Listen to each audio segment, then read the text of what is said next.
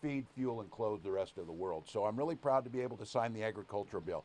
I think maybe at the end of session, what gets lost in this, how much of the legislation that's moving through the legislature this year is bipartisan. And this bill had wide bipartisan support. It focused heavily on the future of what we need to do to make sure that Minnesota remains the global leader we've always been in agriculture, but also adjust to the times as we're starting to see, whether it's climate change or whether it's starting to see markets that in many cases fail. And there's some things in here, and you'll hear from Commissioner Peterson, you'll hear from the authors of this legislation. Really smart stuff, and I want to thank the folks at Minnesota's Farmers Union that really pushed on this grain indemnity fund, that understood that we shouldn't people's livelihood at risk when we see a grain elevator and we see markets go under and the entire burden falling back on, making sure that we've got an insurance fund there to make sure that that doesn't happen to folks.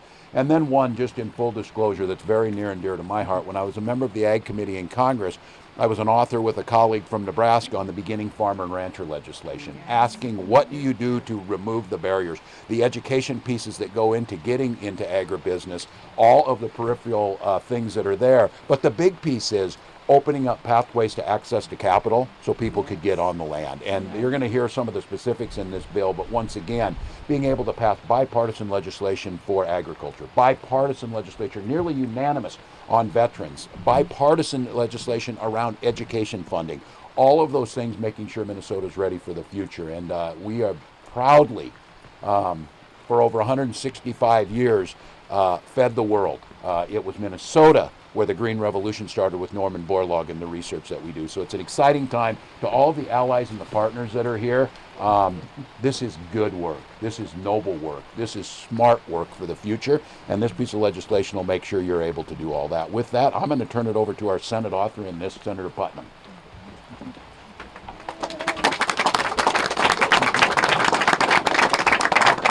Thanks, Harry. Good applause. Thank you, Governor. Thank you all for being here. Thanks to our hosts for sharing this beautiful farm with us and sharing what it means to them and what they do.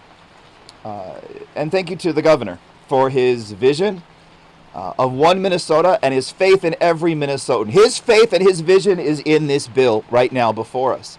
Because the bill that we're looking at respects the significance and the power and the potential of agriculture in every space of Minnesota.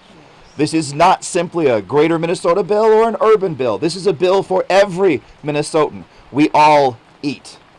Now, this bill wasn't written by politicians in St. Paul. It was written by farmers, by the conversations that we had with farmers throughout the state over the past 5 months.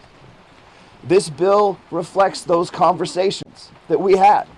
The need for stability, sustainability, and innovation. For building on the great strengths of Minnesota's agricultural past while we prepare for its future.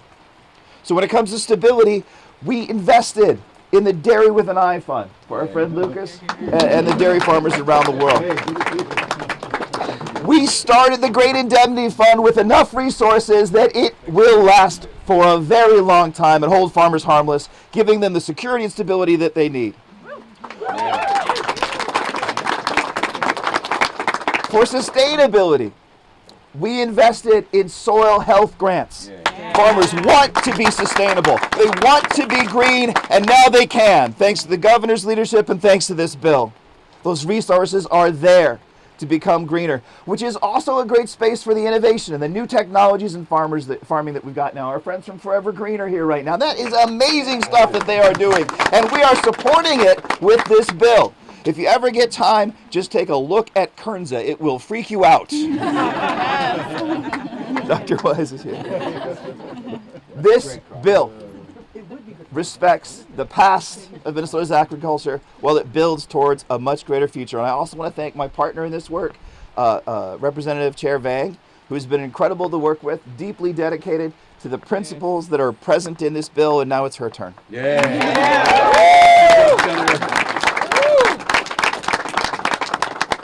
Good morning, everyone.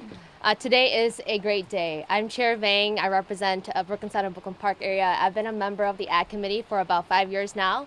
And for the years that I've been in committee, it's always been about solving problems for farmers. Solving problems for farmers of today, solving problems of farmers for tomorrow, solving problems for our environment, solving problems for the sustainability of agriculture, and this is what this bill is about. I'm happy that Chair Putnam and I agreed that grain indemnity will be a legacy of this bill. $10 million for grain producers to be a safety net should a grain elevator fails. Dairy is one of the largest investments that we also make in this bill with $4 million. We also make historic investments for emerging farmers. Yes. And I'm happy to say that this is a comprehensive, broad, and strong investment for farmers all across the state. I'm happy to be in partnership with Chair Putnam, with the governor, to make sure that we bring a robust bill for the farmers of today, tomorrow, and in the future. Thank you.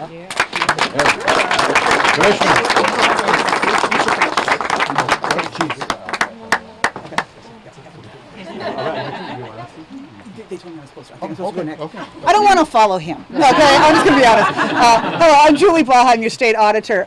In my role, I also get to serve on the Rural Finance Authority. So one of the reasons I'm here is because I understand that this bill is not merely a bill for agriculture, but every agricultural bill is a local economic development bill. Every one of them supports the entire community. When farmers do well, we all do well. Also, I'm also a state fair crop artist. I may or may not be sourcing seeds. But again, there's incredible things to both security and expansion of the work that we do. So I'm so excited to be able to celebrate this with you today. Thank you. Well, I just want to first welcome everybody to Pine County, and I'm so that everybody's here and we can highlight it. Sorry about the weather, but as the governor said, this is we actually really need this, so it's fantastic. So, I just can't say enough about this bill as we started on it and worked on it, and we looked at what would we do, but a $48 million investment in the next 2 years. That's new money for agriculture. That's going to really pump some dollars into some really key things. Before I talk about agriculture, I had to say this is also the broadband bill. Yeah. And when I was driving up here, and Bree, head of our broadband, she's right here. When Bree would show in the committees, the worst place in the whole state, there was one area that was red. And Hannah can tell you it's Pine County. And so we're very excited to do this. And Hannah and I have been on many calls where it wasn't working. And so this is very exciting to have this, I can tell you firsthand. So, it's already been highlighted, all of the great things that are in this bill, whether it's the grain indemnity. We have Martin and Lisa Phillips here who are told their story in this. We have others that have had this, happen. This bill also contains an increase for biofuels and E15 pump infrastructure, which is really, helpful. But too, when you think about this farm and the things that it creates, we think about meat processing, continued investment in meat processing, in farm to school, something the chair worked very hard on. Significant increases for farm to school, for urban agriculture. There is a lot of things that are going to be really important. We also took care of things we need to take care of, like ag emergencies, so avian influenza, and working on that. So I want to thank the chairs. I also just want to take a moment to thank our staff, our Deputy Commissioner Andrea Babel, and Peter Chesset, and Commissioner Bailey. And also, we also have AURI, which Shannon Schleck is also a very important part of this bill as well. So, and the rest of the MDA staff that's here. So I just want to say thank you, and I want to thank Hannah and Jason and Harvey for hosting us today. And I'm going to turn it over to Hannah. So, Hannah. Thanks. So my name's Hannah Bernhardt, and on behalf of my husband Jason and my son Harvey, we just want to welcome you here and thank you so much for coming all the way up here. I'm really excited about the passage of this bill.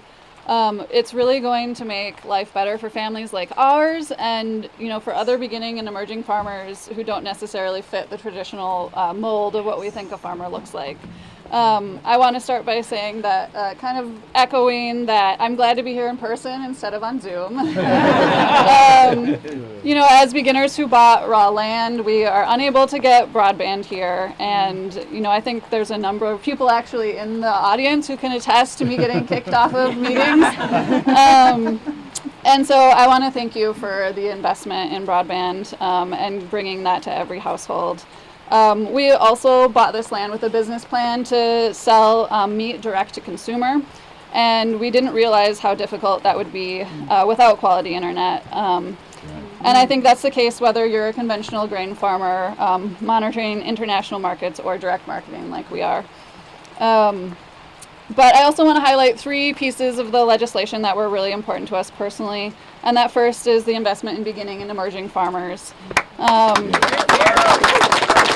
I've been a member of the Emerging Farmers Working Group since its inception, and it's been really inspiring to see how far we've come in just a few short years. And I'm so appreciative of the Department of Agriculture's willingness to listen to our struggles with access to land and capital, and respond with an investment in staff and technical assistance and grants, and also the loans through RFA. It's really going to make our rural communities more vibrant and diverse, while also feeding us, locally grown food. And I also want to highlight, and it, kind of an undersung piece of this bill is an investment in farm business management scholarships.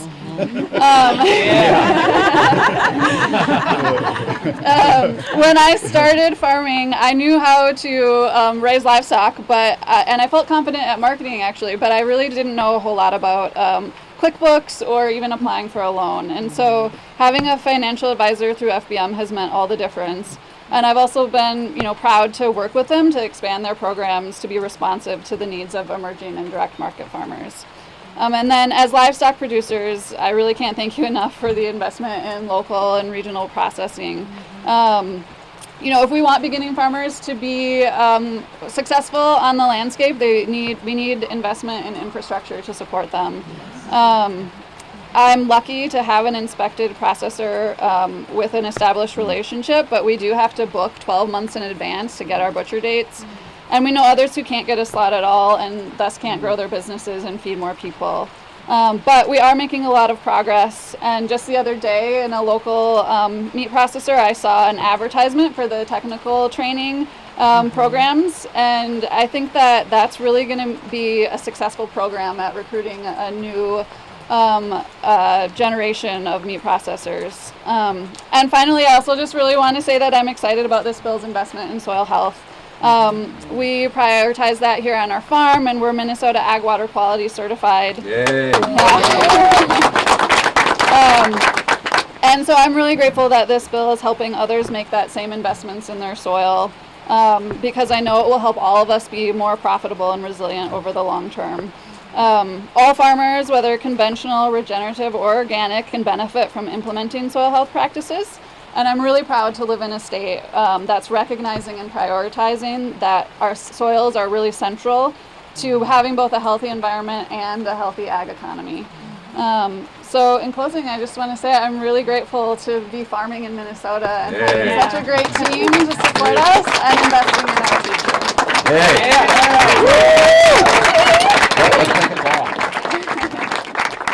Let's make it official.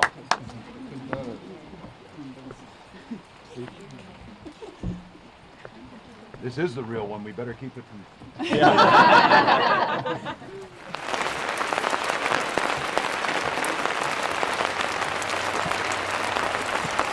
Minnesota's ag future is bright.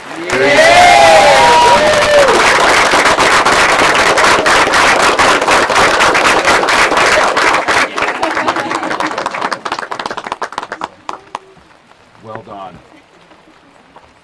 Well, we would be glad to take a few questions. You have the authors here. You have a lot of advocates here, too, and anyone who feels comfortable to answer up. But I do think as you see these investments, the sense of optimism that's there, the sense of our ability to be able to tackle those toughest issues you talk about, whether it's climate change, but also create pathways for people to thrive and do the type of work they want to do and grow our economy. These are the types of investments and the types of decision making that makes a state healthy and strong and lifts up everyone. And I'm just really proud of this. And I'll go back and echo Senator Putnam's absolutely right. When these things are done right, they're written by the people that are there, and the experts who go there and make it happen and do the work to bring this to law. It really gets a lot of buy-in, and it restores people's faith in our system. And this ag bill always, every year, continues to. I would argue that this one may be right up there with one of the best, most transformational. And my hope is that our counterparts in D.C. see this and get us a farm bill this year. And I think we've given them a template to follow here that might be a pretty good one. With that, questions from anyone to this group? Any questions? All right, thank you all. Thank you. Anna, thank you.